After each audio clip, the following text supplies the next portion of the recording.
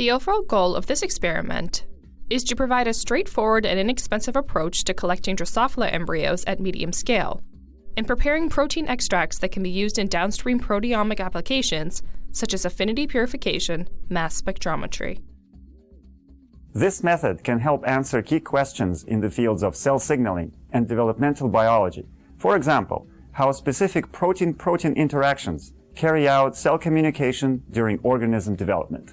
The main advantage of this technique is that it's an easy and inexpensive method to generate Drosophila embryo lysis, which can be used for downstream applications like protein affinity purification. Traditionally, researchers collected Drosophila embryos in very large population cages, but we present a user-friendly procedure to collect embryos in medium-sized cages that can be easily set up in any lab.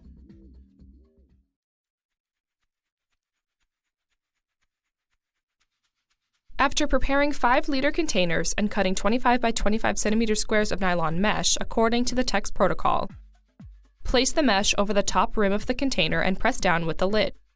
Ensure the mesh is tight and the lid is not tilted. The cage is now ready to be populated with flies. Following the preparation of 1-liter plastic jars and 18 by 18 centimeter nylon mesh squares, place the mesh over the top rim of the jar and screw on the lid to tighten. Make sure the mesh is tight and the lid is not tilted. Amplify the transgenic fly lines carrying the tagged protein of interest, and transfer the bottles every 2 days until 25 to 30 bottles are accumulated for each fly line. Amplify a control stock in a similar manner. Next,